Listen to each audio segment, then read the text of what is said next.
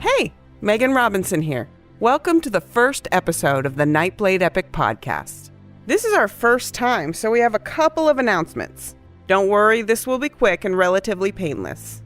We've created this podcast to celebrate the release of the new Nightblade audiobook. It's already on a ton of audiobook stores like iTunes, and it will be coming to even more stores in the next few days. We're incredibly excited to do this podcast because we love sharing our stories with you. And we don't ever plan to take on sponsors or place ads in this podcast. But it does take time and money to create, so we really appreciate those of you who can support us. The absolute best way to do that is to buy the audiobook, or to buy the book in ebook or print. You can do that at underrealm.net/books. Next up, did you know we have an email list? Of course you did. You're smart enough to know everyone has an email list these days. But our email list is special. You get to hear all the awesome stuff going on in the world of Underrealm, like new books, sales, and live events. And you even get a free ebook copy of Nightblade, the book you're about to listen to right now. Yeah, seriously, it's the whole book and it's free. We give you the first one because we know you're going to love it and buy the rest of them. Not only that, but Garrett promises you a funny picture of himself in every email he sends out each week. I did not promise any such thing. If all that sounds good to you, join the email list at underrealm.net. Okay, enough with the announcements. It's time for today's show. You're about to start the Nightblade Epic, beginning with Nightblade, the first book in the series. We always want to give you at least 15 minutes each week. So sometimes you'll get one chapter, sometimes it will be 2 or more. Today, it's chapters 1 and 2. We'll see you next week. Enjoy! Nightblade, Chapter 1. Lauren let her axe fall, and the log split with the sound of a skull cracking open. She heaved a sigh and hoisted the axe to her shoulder. One hand rose to wipe sweat from her filthy brow, streaking it with dirt. She surveyed the pile of logs that awaited the kiss of her axe. There were many. Far too many, if she had any hope of going to the village dance that night. Lauren did not care overmuch for dances, but certainly she preferred them to chopping logs. Only a dance could unite the village where Lauren had been raised, a thin scattering of homes too small to warrant a name, nestled in the birchwood forest of Selvin. The dwellings were so sparse, so thinly spread, that often she went days without speaking to any other villager, other than Chet, of course. She let her gaze wander, looking upon her tiny house, where a thin plume of gray drifted from the smokestack. Lauren had worked all day without seeing her mother, the one person who could rescue her from several more hours of back-breaking labor. But Mother had sweet cakes and buns to prepare, hoping to lure with taste what Lauren had not attracted with looks. Far past the house, Chet emerged from the smithy and hailed Lauren with a shout. She gave a wan smile and a wave. Dear foolish Chet. He would happily have taken her to wife, though she stood 3 fingers taller and could beat him in arm wrestling. But Chet could not bring the dowry her parents demanded, and Lauren feared the young man would waste away with his relentless affection. She wondered often what would happen if her parents did find a worthy suitor. What would Chet think? No, Lauren could imagine what he would think. But what would he do? Why do you stand there gawking, girl? Her father's voice dripped with malice. Before answering, Lauren stooped and batted the halved log aside with the blunt end of her axe. She fetched another and stood it upright before she dared raise her eyes to his. I'm sorry, Father, she mumbled, but I only rested a moment. Why, when work is still to be done, he growled. He stepped in close, the way he liked to. Close enough to strike at a moment's notice, close enough for Lauren to faint from the stench of his sweat. Now he blocked her from chopping the log. She took a half-step back. Her father followed. Lauren gulped, her whole body tensing in anticipation of a strike. Her arms burned with the bruises he had left the day before. Over her father's shoulder, she could see Chet. The boy had stopped walking, his eyes fixed upon her, a dark look upon his face. Lauren prayed he would be wise enough to stay away. Mayhap distraction would work.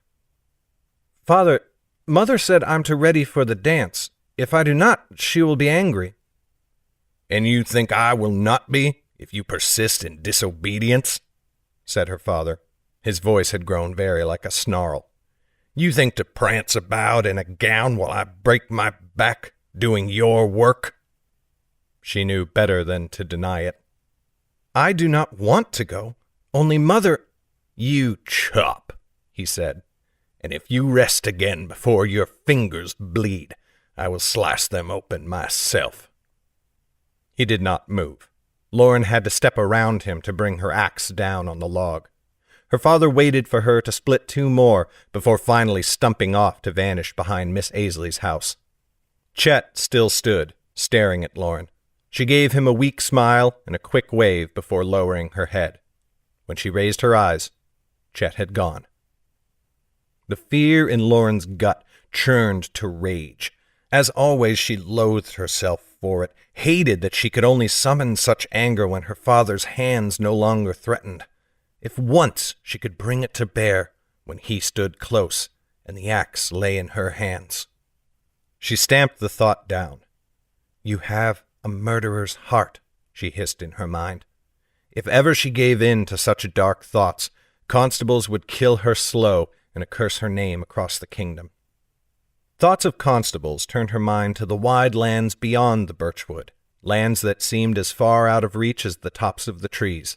Lauren could scarce remember a time before her unceasing dreams of wandering the world. Always her reveries had contained great cities, strange mountains whose names she did not know, and swift rivers chasing endless miles. Now her waking dream ran further. Lauren saw herself in a cloak of black, with a dagger at her waist, perched atop a spirited palfrey. Its harness bore gold, as well as emeralds, the color of her eyes. She slipped into a city and robbed its nobles blind, before vanishing with the morning mist. And as she slid out through the city's gates, guards quaked in fear and whispered the word, Nightblade. Her mind shied away. Years had taught Lauren to ignore childish wishes. She was 15 now, and a woman grown. She had no time for flights of fancy that could bring only pain, the knotted ache of desire without hope. If ever she had dreamed of escaping her parents, that dream had withered long ago. The axe fell, the log split, and she knocked the pieces aside. She moved to the pile and stooped to pick up another.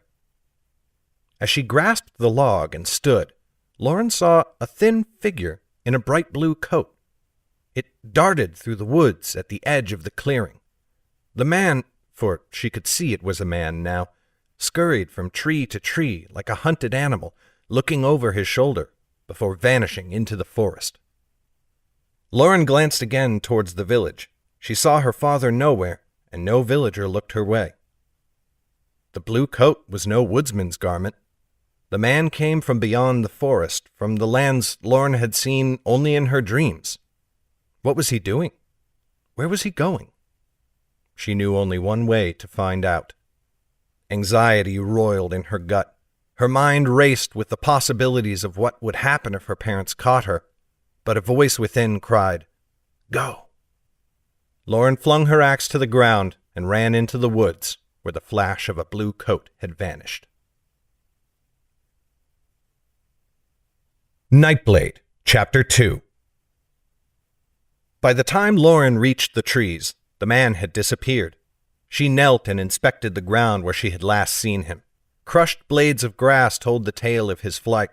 She threw a final, hesitant look over her shoulder, but saw no one.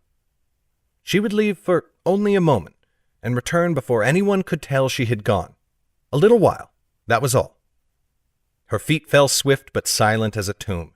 Lauren prided herself on her woodcraft, and knew how to move swiftly while avoiding detection. Only a few short minutes passed before she saw the man again. His telltale blue coat stood out like a beacon fire between the brown trunks. Lauren slowed her pace to match his, and peeked out only when he moved. She needed only a few glances to take his measure. Neither short nor tall, his height matched her own, though he looked more than twice her age. He wore his dark curled hair longer than most men in the village. Dirt covered his every inch. His boots looked fit for the road, but his clothes bore rips and tears from travel. A town man, then, or even one from a city. Lauren wondered at his purpose. Running from something, certainly. The filth of his clothes spoke of hiding in ditches and under the roots of trees. He bore a panicked look that Lauren knew well from the eyes of prey she hunted. His furtive feet, his jerking hands, every movement showed fear. Lauren looked behind as they ran, but could see no sign of pursuit. Eventually, she grew careless. The man turned when she stood exposed, and his eyes fell upon her. He gave a strangled sort of yelp, redoubled his pace, and vanished. "Wait!" she cried. Too late. He was gone, and her voice would not carry far in the forest. But if he hoped to evade her, he would find that a folly. Lauren had seen his unease beneath the trees, his steps more used to streets and floors than the ground of a forest. She struck wide, making for a thick copse of birches she knew stood nearby. The man would avoid them, but Lauren could pick her way through the trunks as if she were walking an open road. Her feet devoured ground, faster and faster, her breath rising in excitement. She could hear her heartbeat in her ears. She was a wolf on the hunt, and her blue-coated rabbit could not escape her. She burst out the other side of the copse, exulting at the look of shock upon his face. She gave a cry of joy, but it turned to a yelp as the man raised his hands, eyes glowing, and fire bolted towards her. Lauren skidded on her heels and crashed to the ground. But at the last moment, the man twisted his hands. The firebolt turned aside and crashed harmlessly into the dirt. Lauren flinched at the impact, and though a wave of heat washed across her face, she shivered. "What do you think you're doing?" A pale white glow faded from the man's eyes. "I nearly killed you." For a moment, Lauren shook too hard to reply. The man's shoulders heaved with deep breaths, his eyes locked on hers. They were a curious color, a light brown verging on gray, a sharp contrast against the dark curls of his hair. She could see now that he wore a short blade on his belt, from which also hung a few pouches of leather, but one of them was cloth, and it hung small and curiously heavy. It bore a coin, Lauren suspected. She composed herself and stood, brushing soil from the seat of her pants. "Why are you running?" was the first thing she could think to ask. The man blinked, as though reminded of something. He looked behind him, but the forest lay empty. "No one is there," said Lauren. Her own breath still came steady. It took more than such a light run to rob her of her wind. "I kept a careful watch as I followed. No one pursues you." The man snorted. "Oh, they do. You may sleep assured of it and bet your last coin, if a gambler you might be." "Not I. But foresters have little opportunity to wager with wizards." One of his eyebrows arched. "Though ample opportunity to raise daughters with quick tongues and quicker eyes, it would seem." "You are a wizard, then." "You saw my flame. It renders your guess less impressive." "A fire mage as well. Your flight is curious, then, for who could you fear?" He glanced behind him once more, and his feet twitched as though itching to run. "A man need not fear his pursuers to wish them no harm.